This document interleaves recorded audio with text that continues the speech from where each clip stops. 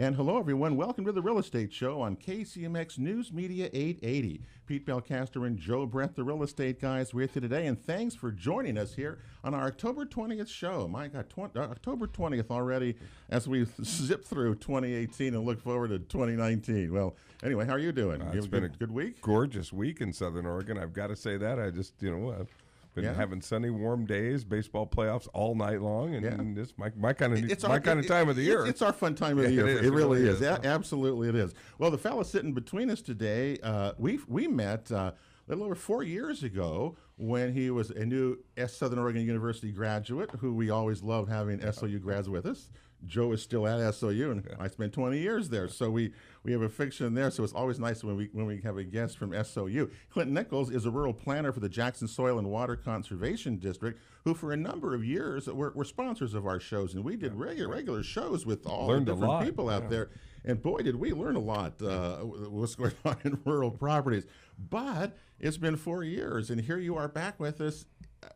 There's a lot has changed, hasn't it, since we last talked, isn't it, Clint? Oh, yeah, lots of change. There's lots of new things going on in the valley, lots of new issues, demographic changes. So. You had just arrived. I mean, you were just like a new employee when they threw freshly you to minted, us, Yeah. And I remember you were working on some irrigation projects, out in the rural properties.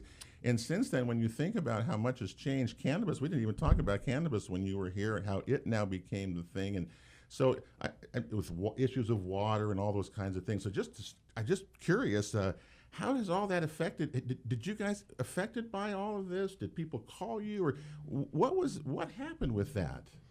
Well, on the cannabis issue, I guess it's interesting for what we do, since we're very focused on the natural resources side of production, things like that. I'm not going to get a phone call from a cannabis grower saying, "Hey, how do I grow this variety or whatever? How do I grow the best?" Right. They have like their own groups and guilds that they work with on that kind of thing. I would get called out because somebody has a question about irrigation or has a question about erosion or something like that. Exactly. And a lot of the people that I had phone calls with, they were already doing things right. They wanted to do things right. They wanted to, protect water quality. They wanted to protect wildlife habitat. They wanted to use water wisely, for irrigation, that sort of thing. So that was really heartening to see. Now, that's good to hear too, by the way. I mean, that really is. Now, of course, I'm a public agency, so I'm not going to get the phone calls from the people who don't the illegal guy. Yeah, the guys who don't want to do it right. Yeah. No. But it was good to see that that was out there. The other thing I think that I did get the most questions from were people who were. So I think one of our former employees actually coined the term cannabis. I can't remember what she called it. Anyways, it was just people who were like, "Well, what is this cannabis thing? Maybe I can grow some cannabis and make some money. How do I do this?" And so we would come out, and of course we're not really talking to them again about how to produce, but we'd be looking at it as like, well, maybe you shouldn't store all of this right next to your well. There's a lot of chemicals used. There's a lot of water that's run off if you're not careful with it, and those kind of things are why you would be called out and do those. We've that learned stuff. a lot. Yeah. What else in the rural properties? Because you're pretty much out there just in rural areas that you find. And I was telling Joe when we were coming in, geez, 4 years ago, think of how many. If a quarter of all sales in Jackson and Josephine County are in rural residential areas, okay, that can mean a lot of different things, but a quarter of those, think of how many hundreds and hundreds of new people are living in rural properties today. And Clint, you see that's true. It is true. Oh yeah, easily. Probably maybe 75% of the sort of the site visits that I go on for those technical assistance requests, they're people who have been on the property less than 5 years, I've been out to properties where the property is still in the process of changing hands. So that's probably one of the biggest demographics that I see is this transition away from whoever was previously managing that land to somebody new was on the land. And is it predominantly, just out of curiosity, is it predominantly retired people that you're seeing, or is it families, or is it a mix of that? I would say probably most of the people who I don't know what the percentage is, but it's a really high percentage of retirees, people coming who are coming to you, coming in from out of the area, California retirees. Okay. So what is that, Joe? What does that tell you? I mean, it says that retired people are buying rural properties here. They want maybe more so. They want some room around them. Yes. They want some space and peace and quiet and some tranquility. Yeah. Well, that can come with your rural property. Well, it's certainly other things. We're certainly seeing it. As Clint is saying that. It's a big draw. It's the urban flight. People are, maybe they lived in the big cities. They've endured the cities. Yeah, endured the cities. Yeah. Now they want that American dream, right? Yeah, so. Well, and I can't tell you, whenever I show rural properties and have clients who we talk about buying them or whatever, I always mention the Jackson Soil Water Conservation District and the land stewardship class, those kinds of things of learning how to manage your rural properties. I mean, so many people don't know what their sewer system is, or what kind of a septic they have, what your well, what you can do with your well, with water.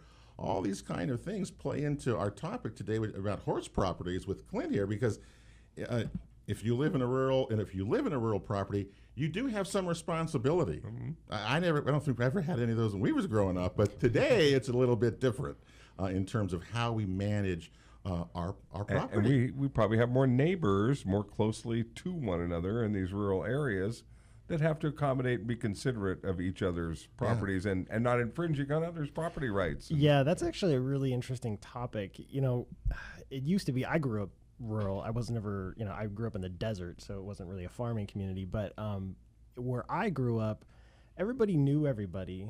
And like somebody told me once, they said that if your barn was on fire, your neighbor was there before the fire department was there. That's who you counted on. Yeah. And what I see happening out there is that is changing. We're losing a lot of that close-knit rural community that we used to have. And that's probably a bigger question as to why that's happening. But when you have lots of different people from different areas of the country coming in and mixing, I think that's what I'm seeing is there is a lot of this sort of like over the fence conflict. And because of that, and a lot of that, rural properties, people were joined the Granges. Remember, I mean, the Grange, like the Grange halls, they had those communities of rural places where you come together. And that probably is disappearing. They served a really important purpose, didn't they? Yeah. And they still do, but people who are new here don't tend to join. Right. People don't tend to join as things like that, which is too bad because they really should. Because the Soil and Water Conservation District, the Extension Service, and we've got some great resources for people who move to this area and can really educate themselves and I think one of the reasons why that improve their situation. Yeah, I think one of the reasons why a lot of that is because a lot of people that move or are moving to the country, they're not sort of classic, rural producers. They're not in ag. They're not in forestry. Oh no, they're city. They're city people, suburban people. They can whip out some spreadsheets for you like that. So, right. And so in the past there was equipment that was shared across landowners. Farmhands. The neighbors' sons were coming over and bucking hay for people. So. And we don't have that. There's not that mechanism to get people together. You're absolutely right. Well, anyway, today's show is presented, by the way, by the Rogue Valley Association of Realtors, one of our terrific sponsors of our program. And ARVAR, of course, has classes for realtors. You got to go through the 30 hours, every 2 years. And Clint is an instructor in this lesson, has been doing some pretty well-attended classes regarding this topic of horse properties, mud, manure, and how you deal with it. Because as agents, first of all, you got a responsibility with it. There's rules. So what I'm learning again, as we come through this stuff. Anyway, so. And we also have a duty to serve our clients and to help them navigate these important issues. Well, and direct them to resources. And you don't want to buy a property, any kind of rural property. You don't want to buy a property and find that you're out of compliance with discharge into streams. Yeah. You're going to have to mitigate that or something like that. That was right. So the class that we taught for the realtors was my feeling was a lot of times when we teach landowners, we're teaching them how to do certain projects. We're saying this is how you build a manure storage structure, right? But for the realtors, what we really wanted to do is we really wanted to train their eye to see a property like I would see it. So when I'm on a property, I'm looking for places where there could be that violation that, if a neighbor gets upset with them and says, hey, look at all this manure that you're storing right by a stream. I wanted to try and teach the realtors to look for those agents to look for those opportunities. Because like you said, you don't want to sell a property to somebody and then have them get, some sort of, in trouble with some regulatory agency. That would be bad. Yeah. Or be the buyer's agent. Well, so they're going to come back at you because you need to know that. You should know that, especially to look for those types of things. And anyway. Well, and then the manure thing you mentioned. That's new remember, to me. Well, first of all, what's happening out there is that horse properties can be identified in many ways. And there are $1 million properties. We have been on them. I mean, Alice Lima, our friend, has listed some beautiful horse properties, sold some of them. We also see horse properties that are basically listed and classified, with a stall or a barn on it, or with a little thing that's fallen down. And that's a horse property. So it really ranges when you do this, right? And so you're looking, again, what should the homeowner who has a horse property, what should they be looking for, Clint, when they're outside looking right now, just to get ready without the class? What's out there? As far as what they should be concerned about, what should they look for in their properties? Bare ground. That's like bare ground. One. Yeah. If what I have seen is somebody will buy their property in the summer when everything is nice and dry, beautiful, dry, and then the first big rain comes and their horse is 2 inches deep in mud and manure, and because they didn't, there's nothing there. So what we call that a sacrifice area or a heavy use area, and it's basically building up that surface so that instead of standing on that bare soil, that horse, or any animal really, but that horse is standing on something that's above that native soil that will drain that water away. So it's usually like you can think of it like gravel that you would use like on a driveway, or maybe like pea gravel on top of that. It sounds like we've had other. I'm trying to think of who was in here, Joe, talking about paving and the porous surfaces that people should in the future will be having to use into their like driveways and things instead of runoff into the storm drains. They're semi-permeable or something like that surfaces. Yeah, right. For runoff, right? That's what essentially. We're talking the same kind of thing, right? Mm-hmm. Yeah, essentially what you're just trying to do is you're trying to make a surface that will shed that water away so that when the horse is standing there in that torrential downpour, they're not standing in a big puddle of water, because that water then collects any manure that the horse produces. That's the other thing to think about too when whether you're about to buy a property, you've already purchased a property, is a horse can produce 11 cubic yards of manure a year. That's one horse. Yeah. So, and on that note, we got a break coming up here. 11 cubic yards per year. Yeah. So where are you gonna put it? That's did you shovel any of that growing up? Oh, I shoveled more than 11 cubic yards. Believe me, in my world. We got a break coming up here in the Real Estate Show. We're with Clint Nichols from the Jackson Soil Water Conservation District, talking horse properties today on the Real Estate Show today presented by the Rogue Valley Association of Realtors. And we're coming right back more here. Lots more to talk about right after this. And welcome back to the Real Estate Show here on KCMX News Media 880. Pete Belcaster and Joe Brett, the real estate guys, with you today. And thanks for joining us here on October the 20th. We're talking with Clint Nichols from the Jackson Soil and Water Conservation District, young fellow here in the middle who we met 4 years ago. He was a new person out there at the district. And since then, those 4 years, there's been a lot of water under the bridge. They hired him and just sent him out to the radio show about 2 days later. So that was his welcome to the valley. But I'm just amazed listening to you here. Listening to you 4 years later, man. You have been out in the field. You've been doing your duty. You know what's going on out there, man. Yeah, I hope so. Well, we're certainly going to report to Randy, Randy White out of JSWCD. Good progress. He's doing quite well. Today's show, by the way, is presented by the Rogue Valley Association of Realtors. Before we continue with Clint, I just want to kind of get you up to date on the market a little bit, Joe, just for people, because I do this every week for my newsletter that goes out at realestateshoworegon.com. So the market has, this is last week's activity, October 9th to the 16th. Look at this. New listings down a little bit in Jackson County, up a little bit in Josephine County as we come along. Pending sales down a little bit in Jackson County, down just a little bit in Josephine County, but still pretty good. Look at those numbers, 84 to 94.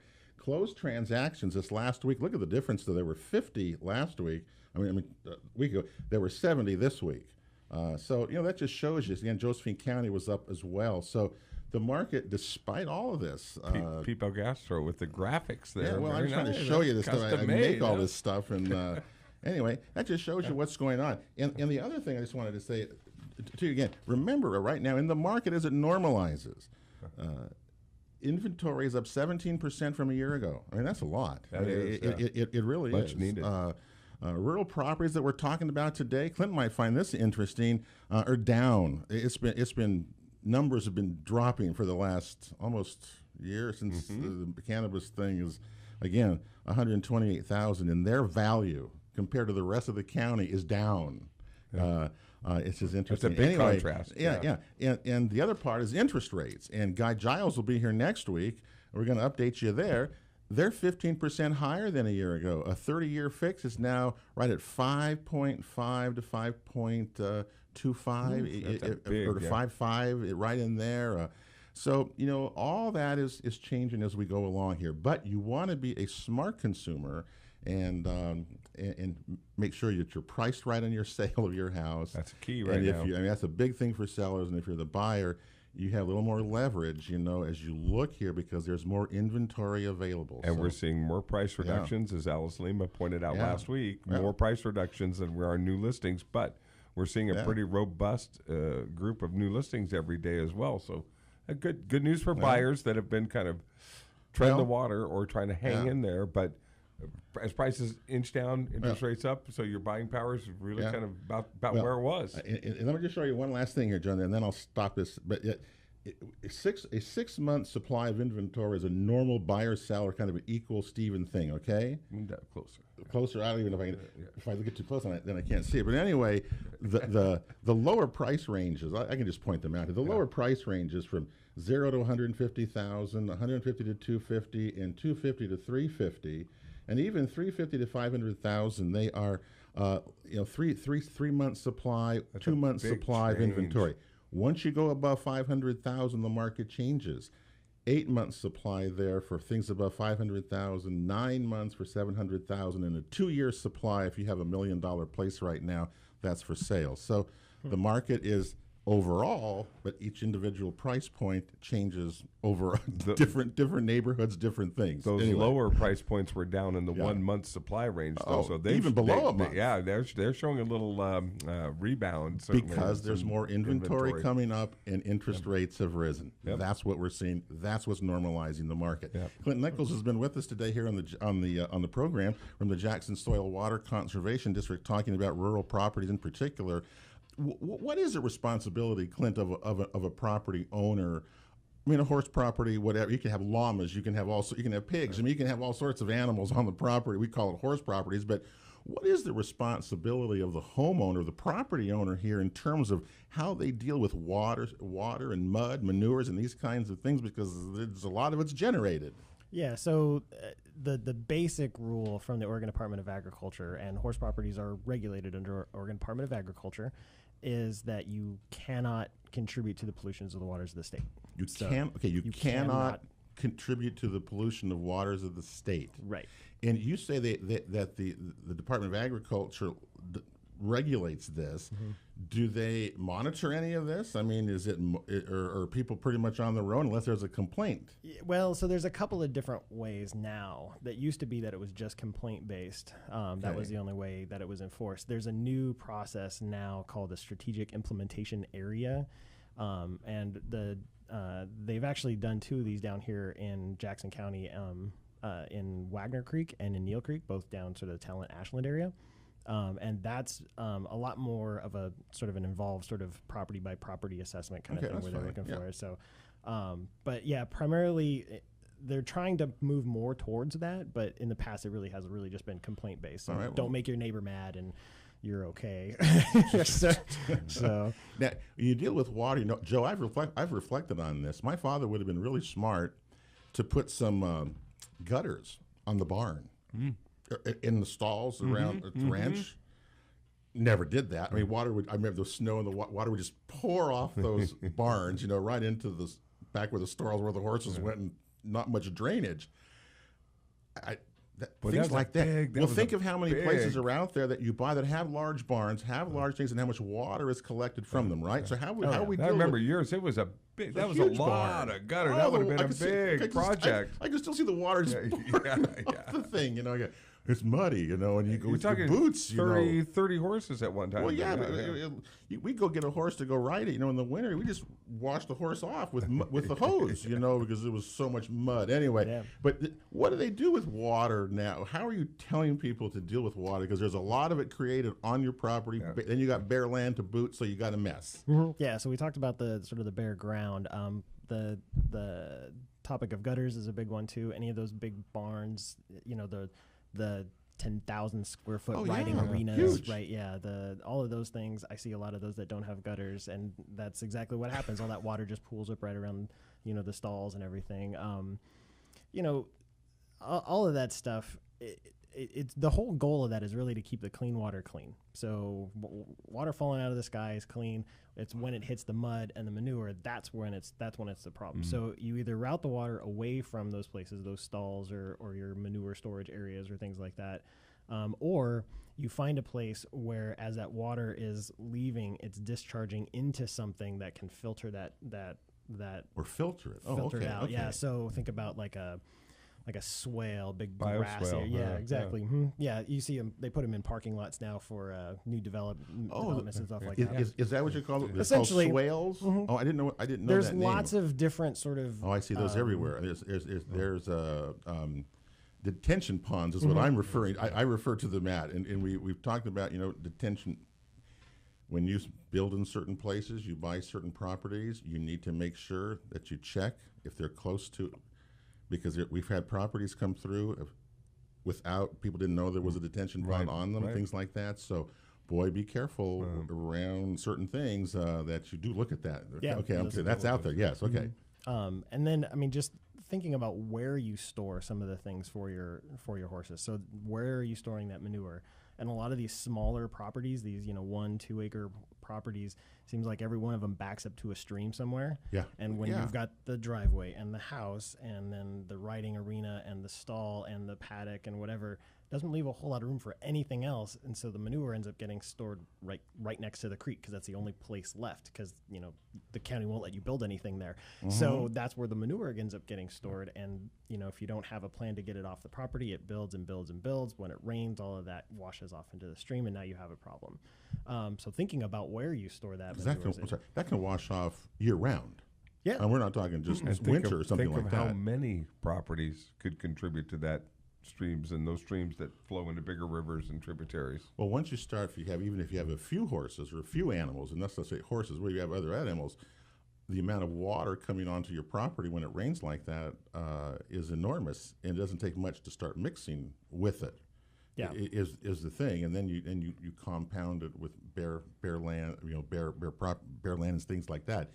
I don't know. You can't. You talk about rain catchment systems for rural properties, but my God, off a big barn, you fill up a holding tank 10,000 gallons in one rainstorm. Yep. So that almost doesn't work. It works, but it doesn't. Well, yeah. When we work with landowners on rain harvest systems, that's the first thing is you're not going to store everything you could catch. No, it just wouldn't be feasible economically to do that. But it's good to catch some of that if you have a use for it. You're not going to be irrigating crops for it. You might be able to irrigate, a little flower bed or something like that. But unless you have thousands and thousands of dollars. And what is the rule regarding a water like that, Joe? Do you remember? If it hits your property, it's the state's. Right, and if you roll it off your roof and you catch it, you can do whatever you want with it. But once it hits the ground, it becomes the property of the people of Oregon. Anyway. I have been listening to the show for 10 years. Say I thought I had him there. I thought I had him just for a minute there. Yeah. So that is the biggest problem, isn't it? Is the mud, the manure mix, and then the runoff that accompanies all of this. Yeah, and I'm talking about it from a natural resource standpoint, about water quality and about that sort of thing. But from a horse owner's perspective, this is important too, because this is how horses get diseases. Mm-hmm. This is how your animals get sick. when I'm working with rural landowners, I kind of see, I don't know, maybe two sort of spectrums. There's the one landowner who maybe they had a horse when they lived in the city, but the horse was in a boarding facility somewhere. And so they didn't know what it was like, the day-to-day care of that horse, what that was like. So they buy their 2-acre property and they bring out their 4 horses on their 2-acre property, and suddenly they have a problem because they're not used to what it means to manage that. No one's shoveling for them. Exactly. And then on the other side of the spectrum is the person who buys that 2-acre property, doesn't have horses, doesn't want horses, but wants to keep that special assessment for their property taxes. And so they, and I don't know, don't want to speak for the tax assessors, but I don't know but what they do is they will board a horse to keep that special assessment. People do, But when it's not your horse, you're not going to take care of it. And when it's not your land, you're not going to take care of the land as well as you could, unless you all come to the table with that in mind at the very beginning. And I don't see that a lot. So, well, see, this is what it's about. And as you live in rural properties, and as you evolve, as they evolve with you, you need to do this. You need to be aware of these. Aren't you learning your territory really well? I mean, you're just the list of issues that are pertinent issues right here in Jackson County. The best thing my father ever bought for me, do you know what it was? It was a manure spreader that attached to the tractor, where we could take the manure out and put it right into the thing, and when it was full, we'd start the tractor and go. That thing would spread and shoot that stuff out over into the fields.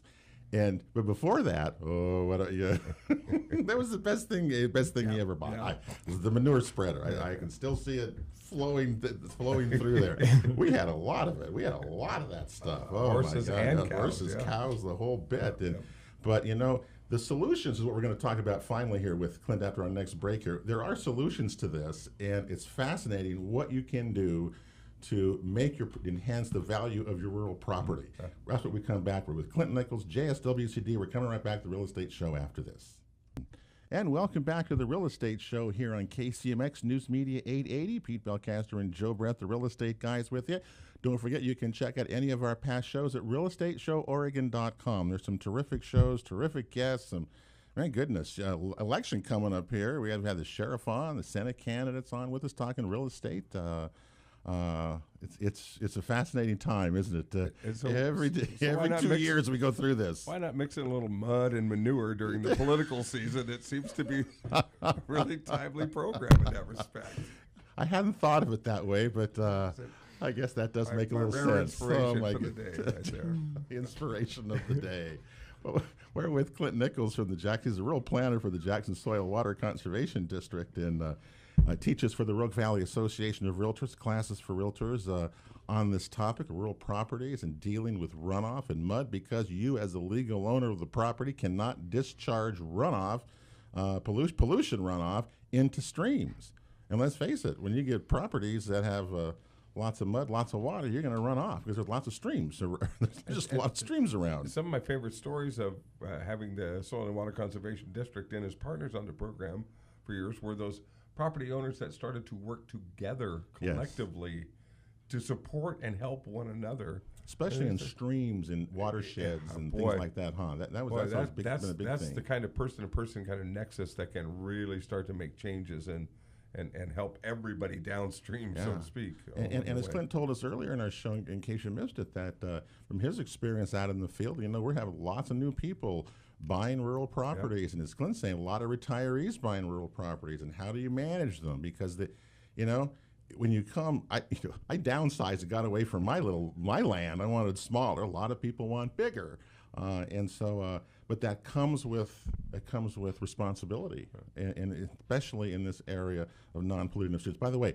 I was walking my dogs along Bear Creek down by the U.S. Cellular Park yesterday, this week earlier, and I heard this splash, this noise, and I walked over to Bear Creek from the greenway there, and there were fish. All these, there must have been 6 or 7. I guess they were salmon. I assume spawning in Bear Creek right there. That I've never seen that before. Right. There you go.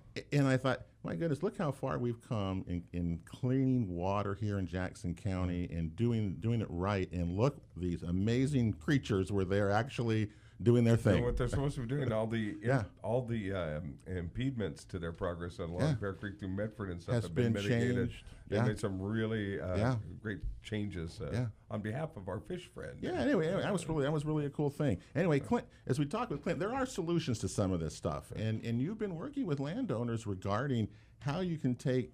I mean, I can think of these pervious surfaces that you talk about, and there's different ways of doing it around your barn area. I think just that in itself, taking your water away from the barn, but having your surface be there where it's clean, you can just go on there and how much more fun it would be to have the horses. Yeah. So one of the projects that we did was this. I mentioned it earlier. This sort of heavy use area sacrifice area protection, where we basically put down some aggregate to raise that surface. And that's the normal thing to do. You put down aggregate rocks. Yeah, and so the landowner now. So you were talking about when you go out there to work your horses when you were a kid and everything, you were wearing those big mud boots. Yep. Yeah. This landowner can go out there in her tennis shoes and clean up after her horses, and it takes a couple of minutes and then she's off to work. Yeah. So that's the kind of thing that when people look at, wow, this is like a huge expense. It's like, well, yeah, but one, your management is going to be so much easier. The health of the horse is going to be so much better. So well, next week when Guy Giles, Bank 34 mortgage guy, he has horses. Yeah. And we're going to talk to him about what kind of situation he has got for his horses and how he's doing mud and everything. Mostly his daughter, I think, has horses. Well, they're there. They're there on his property. So he has horses, basically. So are people? Are you helping people put some of this in? Tell us what you're seeing, what you've done, or what you've seen now that some people have actually done here around the county in terms of this. Yeah, so it's been a lot of, like I said, those heavy use areas, hardening surfaces for people so that they have a place for those horses to stay in the wintertime. We've done some manure storage projects, places where people can collect manure in a wheelbarrow or in a tractor, bring it over, dump it someplace where it's not laying on the ground and it can be covered. And you have a great photograph. When you go into buy bark and stuff, how the bark different barks are in those kind of structures, I guess. Mm-hmm. You're talking the same kinds of things with manures, not necessarily cement structures, but use wood pallets and things to store it. Mm-hmm. And the nice thing about having those different bins like that is that you can rotate through those different bins, and you're basically composting as you move that material down through, and then that finished product is actually a really good soil amendment. And it eliminates a tremendous amount of runoff, polluted runoff, and it doesn't cost much. I mean, to deal with the manure part of it. I don't think. I mean, anybody can pile it up in a place that's safe and use it there. Or you could just live on Aspen Street, or you pick up dog poop, and that's the end of it. This is a little bit different. I'm not that person. Just a little bit different. We're almost out of time, and we've gone through this. This show has gone too fast. We got too much to talk about with you, Clint. So you're going to have to come back again and check in with us. 4 years. Yeah, 4 years. But people are doing this, and there are different price ranges. I mean, and how can you help someone if someone wants to talk to you about this kind of stuff? Just tell people how they can get a hold of you, or what and again, price ranges that things are out there. So what we do technical assistance, so I can come up, we can just talk ideas, give the landowner ideas on what kind of different solutions they could do, draw up, some basic plans for them. Sometimes depending on where they are and how serious the problem is, we might be able to find some funding, grant funding for them for that sort of thing. But yeah, I mean, the easiest way to get a hold of us is just our website, jswcd.org. That's got all of our contact information. It's got all of the services that we have. Well, and whatever it costs you to mitigate problems that you identify and to improve your property and your living conditions for yourself and your animals, there's no cost for Clint to come out and help you assess that and to put all that planning together and put you on the right track to get that taken care of. Well, that's a real huge benefit. I can't tell people over and over enough that the Soil and Water Conservation District provides. We really get our money. So that's why I'm so busy. Okay. That's why you're so busy. Keep telling everybody we can. Well, and the other thing is, people, as you go look for rural properties, think of if you have done some of this mitigation here, like you're talking about. Yeah. And I've driven many buyers looking at a lot of these properties, and to have that advantage in selling right now would be enormous, because as you say, instead of certification on it. Yeah, this is Clint certified property, and it's going to be higher desirable. It'll be a little higher price. Well, instead of putting on your mud boots and having to do that, as you say, you can literally walk out onto these surfaces and take care of your animals, great resale value, and do that. And if a buyer walks in there, boy, I'll tell you, they're going to notice that's going to be immediate, and that's a great way to enhance really the value of your property. You're paying yourself to have a more manageable, more economically and environmentally friendly property. And there's people with 4 stalls, 6 stalls, 8 stalls, whatever many stalls you have, whatever around your barn. If you don't do it, you're hurting the animals, and I think that's another good point there that I hadn't thought of. It's like any other. It's like any other home improvement project. You know, when you do something on your property, you're increasing the value of it. Yeah, true. And mud and manure are 2 things you want to deal with, because you're going to want to discharge it into the creek, because that's against the law. So that's it, and that's for our show today. Clint, best of luck to you. Thanks for being here with us. That'll do it for the real estate show here today. Pete Belcaster and Joe Brett, thanks for being with us. We'll talk to you next Saturday. In the meantime, God bless you all, and have a great week.